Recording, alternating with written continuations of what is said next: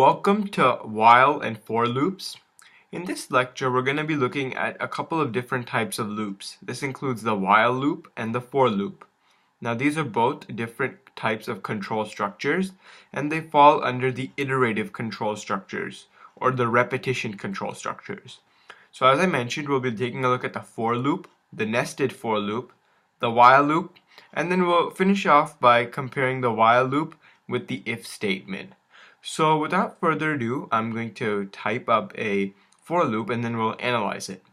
So I have a file open and it's called whileforloops.java, and the main method is declared, the class is declared, and we're gonna write a for loop. So here's the syntax for a for loop. For int I is equal to 1, semicolon, I is less than or equal to 3, semicolon, I plus plus, parentheses. Then we have a brace, and the indented body continues, system dot out dot println, in quotations, hi, string hi, and brace to close it, brace to close the main method, and brace to close the class. So first, let's take a look at the output that comes from this, and then we'll analyze the for loop one by one and understand its syntax. So here's the compile, and now let's run. So as you can see, the output came out to be hi being printed out 3 different times. So now let's look at why that happened. And now this output shows you its repetition, because what's happening is we're only asking the computer to print out hi once, but it's printing it out multiple times because of the for loop. And the for loop is a control structure, and here it's demonstrating repetition, which is a quality of some control structures. So let's take a look at this for loop. So as you can see, the syntax starts off with for. In an if statement, we would have if over here. And then this is where the magic happens. This is what makes hi get printed out 3 times. So as you can see, it's saying int I is equal to 1. So this is known as the start statement. So the for loop is made up of a couple statements. One of these statements is the start statement. And the start statement, what it does is it sets the start value of a variable. So let's just say that we're in this case, we're declaring a variable or an integer I, and we're setting its value to 1. Now this statement over here, I is less than or equal to 3, is the check statement. Now what the check statement does is it looks at the value of I, or it checks the condition. It's a condition, and as long as the condition returns to true, it continues on. And this is the I++. I++ is using an increment operator, and it's known as the update statement. So what's happening right now is we're saying that int I is equal to 1. So think about it from the computer. The computer is saying, okay, I is equal to 1. Then it's checking, is I less than or equal to 3? If it is, the computer is saying, okay, great, we're going to continue. If it's not, the computer automatically skips the for loop. So the moment I becomes greater than 3, it skips this loop. So the computer says I is equal to 1, and yes, that is less than 3. So the condition over here, I is less than or equal to 3, returns to be true. Then what the computer does is it executes the body. So it prints out system.out.println hi. So once it's printed out hi, then what happens is then it goes to the update statement. So once the body has been executed of the for loop, then it goes to the update statement. So it goes to the update statement and it sees I++. What does I++ do?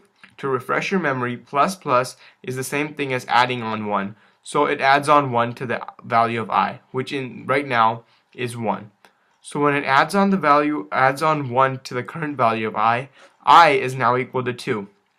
So what happens now when I is equal to 2, the computer goes again. So now it ignores the start statement because it's already used the start statement, and the start statement already set I as 1. Now I is equal to 2 because of the update statement. So what it does again, now it goes to this condition and checks. Is I less than or equal to 3? 2 is less than or equal to 3. And because that is true, it executes the body once more. So now it's executed the body 2 times. And once it completes executing the body, or in this case printing out hi, Then it goes back to the update statements and adds on 1 to itself. Now I is equal to 3. Again, it skips the starts, it reloops, it comes back and it goes back to the top. So once it's completed the body, it's completed the update statement, and now it's starting over. So we already used the start statement, so it's no longer applicable. Now we're checking, is I less than or equal to 3? And what we're getting is that 3, now the value of I is 3 after we updated it once more, and 3 is less than or equal to 3. So again, this returns to be true. And then what happens is system.out.println hi, or the body, is executed once more. And when it's executed once more for the third time, the update statement occurs after that. The update statement adds 1 to the value of I, which was 3, and when adding on 1, the value of I becomes 4. Once the value of I becomes 4, it goes again, it starts over. So once the update statement is complete, everything starts over again. So now that I is 4, it goes to check with the condition 4 or I is less than or equal to 3. That comes out to be false. So the moment the condition comes out to be false, the computer automatically ignores the for statement from then on. So basically it skips it. So after this condition right over here comes out to be false, the computer stops executing the body of the for statement and skips on and goes over to whatever statements could be over here, as you can see denoted by the comment that I've just typed up. So as you can see, the body was executed 3 different times, and as you can see, hi was printed out 3 times. So that's exactly why. Now let's say that we were to change this to 2. So according to this, the value, then hi should be printed out 2 different times. Let's see, 2 times. So we've compiled and now we're going to run, and as you can see, hi is printed out 2 times because at the first time the for statement is being read by the computer understands that the value of I is equal to 1. Now once the value of I is equal to 1, it goes I is less than or equal to 2. So it checks, is 1 less than or equal to 2? It's true. So it prints out hi, and then it updates I's value, and the I's value then becomes 2 because it gets 1 added onto it. Now it skips the start statement because it's already been used, and now it checks, is 2 less than or equal to 2, which comes back to be true. So it prints out hi again. Then it updates I once more, and now the value of I is equal to 3. And then it checks, is 3 less than or equal to 2? That comes out to be false. So then it's done with this, and it continues on to execute any other statements or loops or anything after that. But once this condition comes out to be false, the computer is officially done using this control structure. And next we're going to be looking at something called the nested for loop. But before we do that, we're also going to look at one more thing. So in this case, we use the increment operator, as remember, plus. Now let's use the decrement operator. So what this will do is we're going to replace this with a minus. Now we can't execute the program right now because that's going to be a problem. Because when I is equal to 1 and its value keeps going down by 1, it's always going to be less than or equal to 2, which means that the computer is going to be printing out hi forever. Let me show you. So what's going to happen is I will be equal to 1, which will be less than or equal to 2, and the computer will print this out. Then its value will decrease by 1, so I will now be equal to 0. 0 is less than or equal to 2, so this will print out. Then I's value will decrease by 1 again, which will make it -1. -1 is also less than or equal to 2, and the computer will print out hi again. So as you can see, I is going in the opposite direction, and it's basically gonna always fulfill the condition, and therefore the computer is gonna keep on printing. Now I'm gonna compile and run this program to show you what happens exactly. So I've compiled the program, and here I'm going to run it. And as you can see, this hi is going on forever. It's not stopping. It's just printing more and more. And as you can see, the scroll bar is getting lower and lower. Now I'm just going to reset the interactions. It's resetting it because even the computer recognized that this is something known as an infinity loop. Infinity means that it never stops. So this is going to keep on going. If I were to leave my computer on and I was leave it like this would never stop happening. It would just keep happening because I would keep getting further and further away. So now if we want to use this minus, we might have to change a couple of things. let's set the value of I to 3, and let's make it greater than or equal to 1. So as you can see, because we changed the plus plus to minus minus, the start value of I has to be bigger, and it has to be greater than or equal to 1. So now what's going to happen is if we print it out, if we run this program, let's see what happens. Compile, and then run. So as you can see, what happened was it printed out high 3 times. Because I starts off with a value of 3, and 3 is greater than or equal to 1, so it prints out high 1 time. Then I's value is decreased by 1 and becomes 2. And then it checks the condition again. 2 is greater than or equal to 1, so high is printed out once more. Then I's value is decreased by once again through the update statement, and I's value becomes 1. And 1 is greater than or equal to 1, so high is printed out for the 3rd time. Then I's value is decreased once more, and its value becomes 0. Now 0 is not greater than or equal to greater than or equal to 1. So now that this condition comes out to be false, the computer automatically does not execute the body and then skips the rest of the for loop. And that's where the execution of the for loop stops. And next we're going to be looking at the nested for loop. So as you can probably infer from the nested if statement, a for loop will be placed inside of another for loop. Now be careful because this can get a little bit complicated. So I'm going to remove this line, and as nested loops and statements go, there's basically going to be a for loop inside of a for loop. So we're going to have another for loop inside of this one. And let's make this one let's see, int. We have to use a different variable name because I has already been used, and that will confuse the computer. So int j is equal to 4. J is less than. J is less than or equal to 1. Sorry, greater than or equal to 1, because we're gonna go downwards with j minus minus.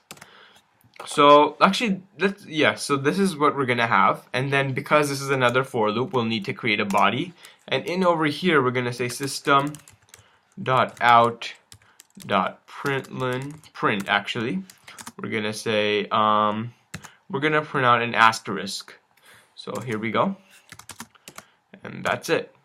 And now we're gonna close the for loop, and I'm gonna insert one more line, system dot out dot println. Now I'm going to explain this right after we take a look at the output. So let's compile the program and let's run it. So what do you see? I see 3 rows have been printed out with 4 columns. So 3 rows of 4 asterisks each has been printed out. And now let's take a look at this step by step, and let's think of it like a computer. Let's go through it one by one like a computer. So let's start off with this statement. I is equal to 3.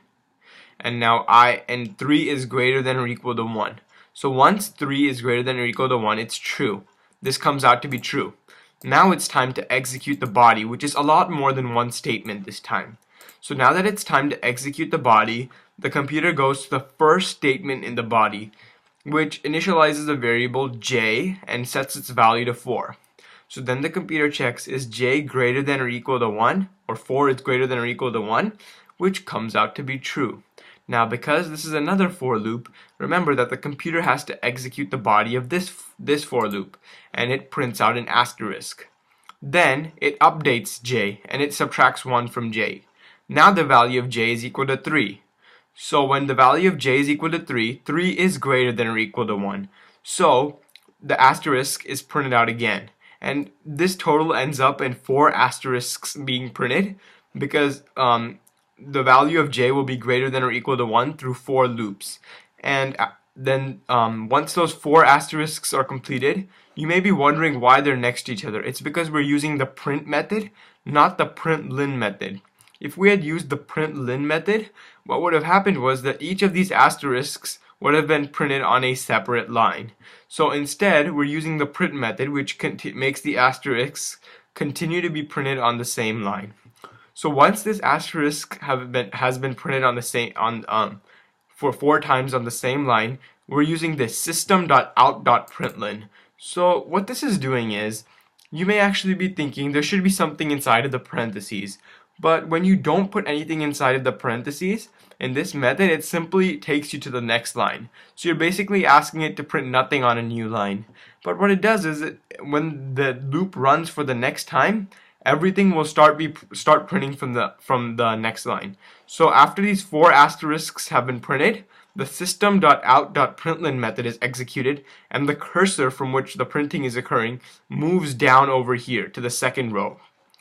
Then, now that the complete body has been executed one time, the update statement occurs for the original for loop, or the bigger for loop. And then the value of I goes from 3 to 2. And then it checks, is 2 greater than or equal to 1? That comes out to be true. Now, because it comes out to be true, the body is executed once more. So the body is executed once more with when I is equal to 2. And it has the same result, 4 asterisks, and printing will continue from the next line. Then the value of I is updated, and the value of I becomes 1. And because 1 is greater than or equal to 1, the body is executed for a third time. Now, for a third time, it prints out four asterisks, and then the cursor moves down here. Now the value of I is updated again, and the value of I is now 0. 0, on the other hand, is not greater than or equal to 1.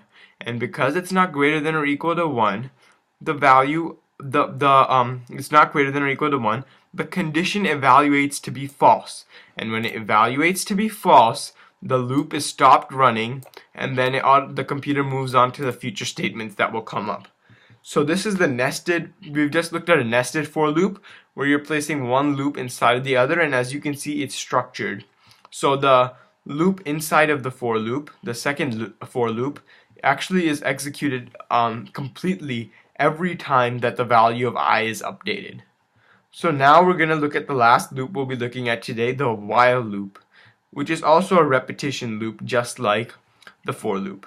So now I'm going to type up the syntax of the while loop, and then we're going to take a look at the output, and then we're going to analyze the while loop. So we're going to delete this right here, and we're going to put while. So actually, let's start off. Let's say that int I is equal to 1. So we're declaring a variable of integer type. And now let's say while I is less than or equal to 5. Let's say 5. And that's going to be it. And then inside the braces in the body, okay, so we're gonna say that we're gonna put in the body, we're gonna put inside the brace, we're gonna put system.out.println I is still less than 5, something like that. And let's put our semicolon right here. Let's close it.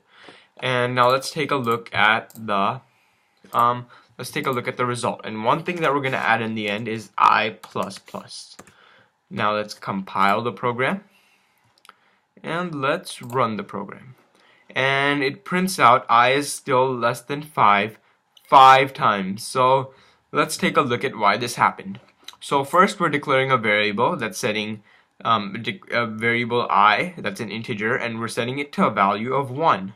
Now what we're doing is, this is a while loop. So what a while loop does is that it has some condition here which needs to evaluate to true in order for this program to be executed. So it's going to check, is I less than or equal to 5? And yes, I is less than or equal to 5. So it's going to go system.out.println I is still less than 5, and it prints that out. And then what we're doing is we're increasing the value of I by 1. So then now the new value of I is 2.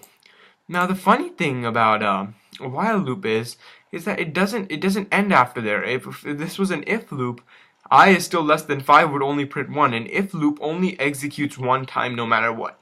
The thing is, with a while loop, it'll keep checking this situation until it's false. So once the body is executed, it'll go back and recheck this condition, and until the condition is not false, it'll keep executing the body over and over again. So a while loop can go on forever. So now that the value of I is 2, it'll check the condition again. 2 is less than or equal to 5, which is true. So this is printed out again for the second time, and the value of I is increased to 3. Similarly, the condition again comes out to be true.